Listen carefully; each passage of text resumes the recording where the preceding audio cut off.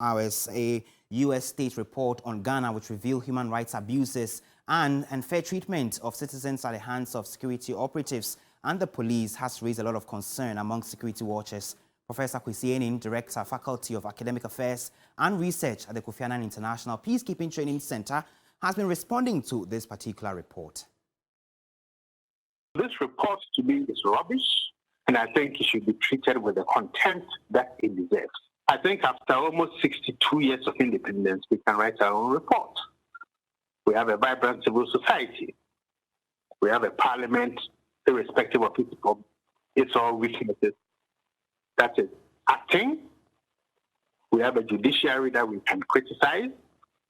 The Home Minister has made suggestions about how judicial decisions can lead to certain problems. We don't need the State Department to tell us what we are doing right and wrong. So I think this is a disgraceful report and we should dismiss it with the contempt that it deserves. And I think after all these years of independence, we should be bold enough to tell them, you know what, this is not right. We have our own capacity to evaluate our problems, our weaknesses, and where we seek to go.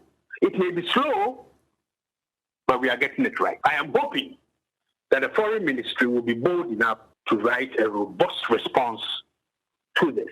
Unfortunately, I can tell you point blank that they won't. Because when the embassy wrote about unconfirmed and unsubstantiated reports that people could be kidnapped and there could be terrorist attacks in the north, the Foreign Ministry was quiet. Well, the report also in parts, for example, found serious restrictions on free expression and the work of journalists and also faulted the security services for their handling of some of the cases. Dr. Adom, security analyst, also has been reacting to this report. He is insisting it is important government listens to internal stakeholders, their recommendations and engagements to help strengthen Ghana's security sector and improve the country's human rights record. Want us to stay away from the fact that the U.S. arrested people from Afghanistan, locked them up in Guantanamo Bay for years without any trial. So the U.S. shouldn't be the one telling us that trial and unfair arrest and all those things. Yes, I will tell you that all of us have had the reason to ask, what do you call it, the national security and the state security agencies. Especially, I think some online media personnel were arrested and their laptops taken from them, detained, and I think eventually they were released without any charge. And what I gather is that the laptops are still with them, with the national security or that the security agents. We talk about virtually everything that hits the media space or that comes, in front of us. And so for me, we have a very strong civil society that probably is also acting as a check for the excesses we see in the the governance space. So some of us want to see in-house, so in-country, the leadership of this country engaging us. That way, the moment they have an open door policy, civil society, the media, they bring all of us on board and say, tell us when we are going wrong, praise us when we get it right. Roland, you are not going to have the State Department of America telling us things that we already know and things that they themselves are not also doing back home.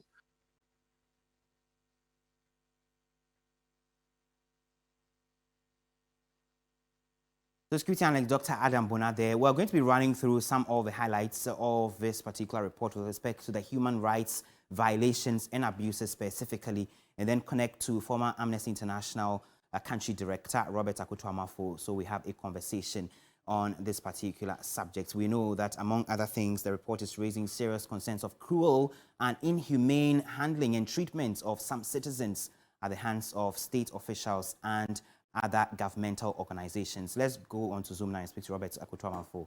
Thank you, Robert, for joining us. So this is a report that is citing Ghana for gross human rights abuses, in the period under review. From where you sit as a former country director, Amnesty International, I'm sure you've been observing the landscape. What do you find?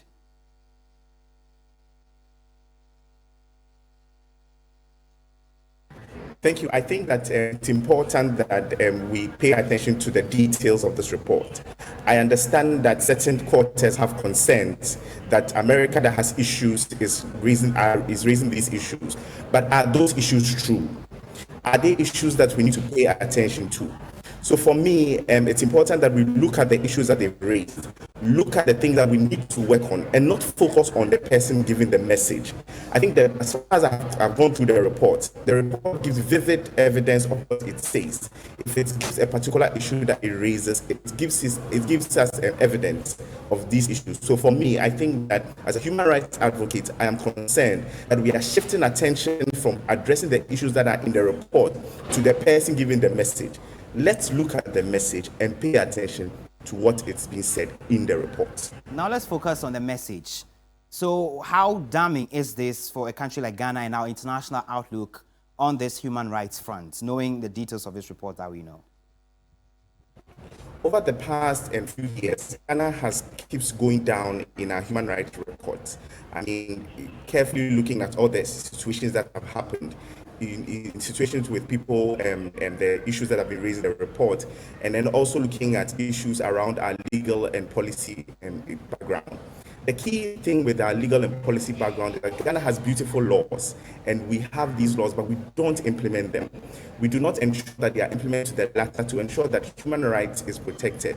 How many people are even aware of Chapter 5 of the 1992 Constitution that talks about our basic human rights? So those are the issues that I think are important. It's damning, it's something that is not right. We have had downgrade on various platforms, including the democracy and access to justice issues. So for me, I think that this is worrying and we need to pay attention to these issues. I'll have you hold on, Robert. I'll be back to you shortly. But joining me in studio is Dennis Wedam. He's with the News Planning Department. Dennis, run us through the exact detail in the minutest forms, the infractions when it comes to human rights abuses that this report speaks about, or other, infractions. Well, so let's look at what the report says about corruption as a human rights abuse issue. So, for instance, the report raises questions about how Ghana has been able to fight corruption. They make specific reference to the fact that there are laws that are against corruption, but hardly do we see people convicted for corruption-related offenses. They cite the instance of the creation of the Office of the Special Prosecutor, who they say since he's been in the previous one, since he came into office, he has not been able to convict even a single person when it comes to corruption-related issues. They cite the instance of the new one who comes into office and he has only himself and other seconded staff. He does not have people to work with. Now, when it comes to the specifics, they make reference to the fact that in 2021, the cost of corruption to the state was up to the tune of 34 million cedis. Now, in breaking that figure down, they make reference to a report that they got in which the Ghanaian consulate in the Washington, D.C. of the United States was not able to account for some $355,000 of visa fees. They also go on to cite an instance where some 3.16 million of Free Senior High School funds could not be accounted for or were misspent by the Secretariat. They also cite an instance where the AG report revealed that there's wide corruption in the system, and the CDD report also shows that the public lack confidence in that in the government's fight against corruption. They go on and on to speak about instances where they felt that the state could have come in with some measures to fight corruption, but it looks that it's not something that is working in Ghana. They also go on to speak about issues regarding the Ghana Police Service. They've been heavy on the Ghana Police Service, right from their engagement with the public to how they handle crime from point of arrest to detention and all through the criminal justice system. So in specific instances, they mentioned that corruption and brutalities, poor training are some of the causes of this impunity that they're talking about. And that in many instances, the police have often failed to respond to reports of abuses. And that, according to them, is because sometimes they don't have the money to even go on to investigate some of those things. They also cited instances where the IGP and then PIPS, that's the Police Professional Standard Bureau, have investigated claims of the use of excessive force by some of their members. So largely, these are some of the things that they've been talking about. In some parts, they also talked about how government has responded to some of these issues and how government engages with some of these reports. And if you don't mind, let me just wrap up with that one. Where government officials, according to the report, have been very cooperative when it comes to investigations about human rights abuses and that they've also been responsive.